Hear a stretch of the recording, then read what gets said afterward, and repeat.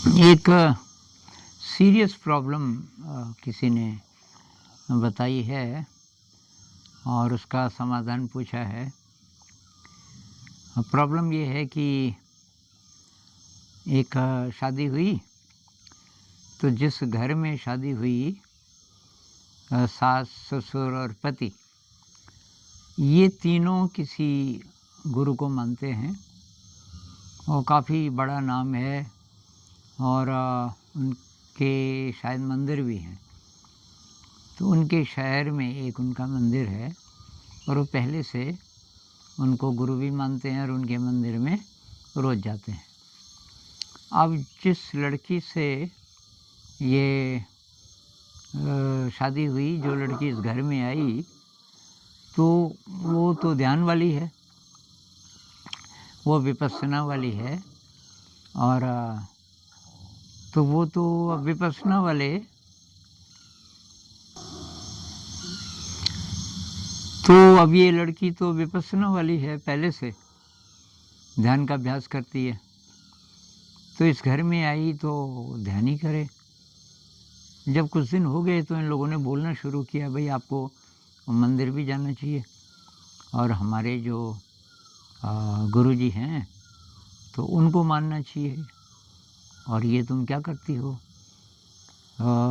तो उसने बोला ये ध्यान है, मेडिटेशन है, इसको विपस्सना बोलते हैं। कि किसका ध्यान, कौन गुरु, किसमें गुरु नहीं होता, बस ये ध्यान का मतलब है कि आप अपनी सांस पे ध्यान लगाते हो और अपने मन को एक तरीके से शांत करने की एक टेक्निक है। अब वो तो समझे नहीं, उन्होंने कहा भाई ये सब हम नहीं मानते, कल से तुम्हें वहाँ जाना पड़ेगा मंदिर। तो वो नहीं गई। अब 3-4 दिन हो गए, अंत में इन्होंने बोला देखो भाई, इस घर में रहना है तो आपको इन्हीं को गुरु मानना पड़ेगा जो हमारे गुरु हैं, और आपको रोज़ आपको मंदिर भी जाना पड़ेगा। अब वो कह रही है कि मैं क्या करूं, क्योंकि मैं तो अपना रास्ता बदल नहीं सकती और ये लोग मेरी बात सुनेंगे नहीं। तो अब ये भी बोल रहे हैं, धमकी दे रहे हैं कि तुझे छोड़ना पड़ेगा घर, तो मैं क्या करूं। तो मैंने तो उसको ये सलाह दी कि पहले कुछ दिन आप शांत रह करके देखो वो क्या करते हैं। अगर वो एग्रेसिव होने लगें और बोलें कि भाई निकल घर से, और ऐसा कुछ गड़बड़ बोलने लग जाएँ, तो आपको तब घर छोड़ के चले ही जाना चाहिए। और मुझे याद आई ये हिरण्यकश्यप की कहानी, प्रहलाद और हिरण्यकश्यप। उस कहानी में यही बात है, फेथ की बात है। तो हिरण्यकश्यप बोलता है सबसे बड़ा मैं हूँ, मैं ही हूँ, मतलब सभी देवताओं का राजा, देवताओं से भी ऊपर। कहते हैं उसने देवताओं को कैद करके रख दिया था, देवताओं से भी ज़्यादा पावरफुल ये राक्षस हो गया था हिरण्यकश्यप। लेकिन जो प्रहलाद है वो विष्णु को मानता था, वो जिस शक्ति को मानता था, यूँ कह लीजिए उसको विष्णु कहता था। तो वो कहता है कि विष्णु सबसे बड़ा है, और तो और आचार्य एक उनके लिए टीचर नियुक्त किया जाता है प्रहलाद के लिए, जिनका काम होता है कि तुमको ये सिखाना है कि भाई हिरण्यकश्यप ही सबसे बड़ा है। नहीं सिखा पाया। अंत में प्रहलाद खुलेआम कह देता है कि पिताजी न तो आपको ज्ञान है न ये आचार्य जी को ज्ञान है, तुम दोनों ही अज्ञानी हो। तो खैर अंत में आपने कहानी सुनी होगी, हिरण्यकश्यप बड़ी कोशिश करता है प्रहलाद को मारने की, और नहीं मार पाते।